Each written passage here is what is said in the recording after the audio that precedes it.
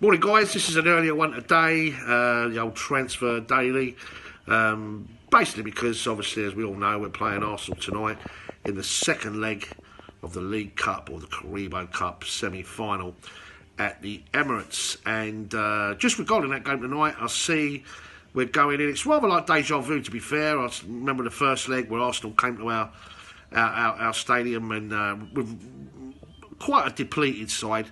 And we were all pretty confident, and as it goes, it turned out to be 0-0. But we do go into this game. What we do know is we're going in without Cesc Fabregas. We're also going in without Alvaro Morata, and we're also going out with going into the game without Thibaut Courtois. Now, with regards to Courtois, I think Willy Caballero has been absolutely superb. Every game he's come in for Courtois, I think he's been just spot on. Can't fault him in any way, shape or form. He's been strong, commanding in his area. Just looks the real deal, to be fair. I thought it was excellent at the weekend too. Regarding Cesc Fabregas, I've always felt that Cesc should not play in terms of the first 11, but be brought on in the last 25 when legs are tired. Big old pitch, the Emirates, where you can, chances maybe opens up a bit more and you can make that little pass that can open up and unlock the defence. But of course we go into the game completely without him. For me, I felt that Antonio Conte missed a kick against Arsenal in the last 2-3 meetings where we should have gone with Bakayoko in the middle and really tried to control the midfield, almost power Arsenal. That was always our blueprint, how to beat them. If you beat them in the midfield, you win the game. So the question is, without Alvaro Morata, do we go with Michy Batshuayi tonight? Now, I would go with the false 9, or at least the 3 players all interchanging, all moving up front. Now, that is only going to be good, Pedro, Willian and Hazard, as long as we push further forward and we are the team being proactive about it and really pushing the game to Arsenal. And that's only going to happen, of course, if we win the midfield. So it's up for grabs, this one. This is totally in the balance, let's be honest. And I'm hearing a hurricane's on its way, so that doesn't help at all. So it's going to be very blustery at the Emirates later. Anyway, I haven't come on to discuss the game because there's more videos coming on that one later. Just really about the daily transfer stuff. Again, it's centralised all around Emerson Palmieri, which by all accounts the deal is done.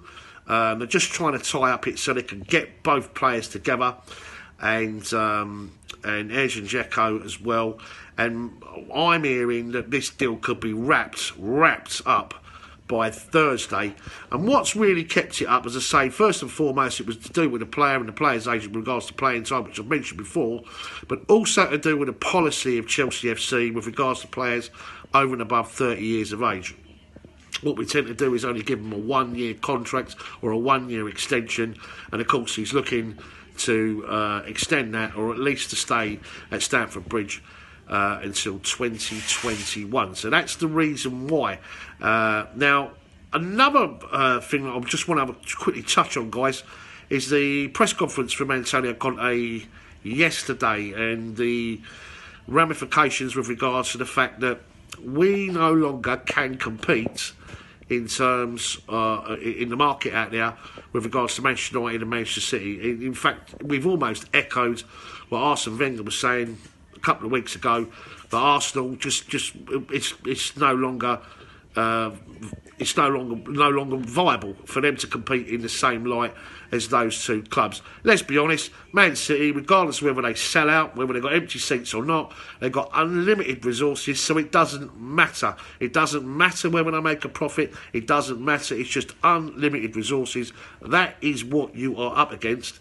And of course, Manchester United, there's great big commercial machine smashing forward, and when you compare it, it's chalk and cheese. So there we were, I don't know, 10-15 years ago, we were definitely the market players, we were definitely the team more likely to be talked about in terms of signing those big marquee players, just like Paris Saint-Germain are doing now. Again, that's another club on a completely different level. We're talking about a club there owned owned by a complete and utter country which, per population, is the richest country in the world in terms of per head per population, etc. You can't compete. You just cannot compete on that scale.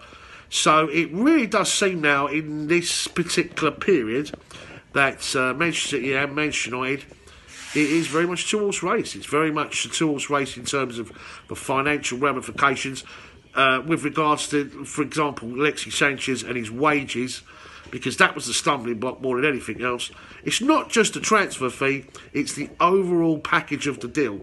And looking at that, it's just, you've got to look at where you are as a football club, how you're operating, etc. And it's just not financially viable. So there you go, guys. What do you think about that? What do you think about Antonio Conte's words there? What do you think about the fact that he's also come out and he's actually made it public because Hazard come out and said that we don't need a striker because we have Michi, we have Vera Morata, and of course himself. So there's no need to go out and buy it. But he's come out, Antonio Conte, and said, well, we're going to kind of half ignore that one. So by the looks of it, Edin Dzeko is definitely, I would say, on his way. It certainly looks that way anyway, guys. Fingers crossed, because I think he is absolutely the real deal and exactly what we need. And it's just just an absolute powerhouse colossus, isn't he? Anyway, guys, thanks for watching. As I say, if anything happens, any new developments with regards to that situation over in Roma, but what I'm hearing is things are likely to be wrapped up on Thursday, which is fantastic news. Let's get this one over the line. And I'll see you all down at the Emirates later on tonight. As I say, we've got the fan cams outside the way end after the game, and then we're down at the North Bank to get the reaction from some of the Gooners. Come on to Chelsea, we can do this. Man City, we're coming to you, Wembley in Feb. Come on to Chelsea. Hello, I'm Tommy Baldwin. Played 239 games for Chelsea and scored 92 goals. So don't forget to subscribe to SW6.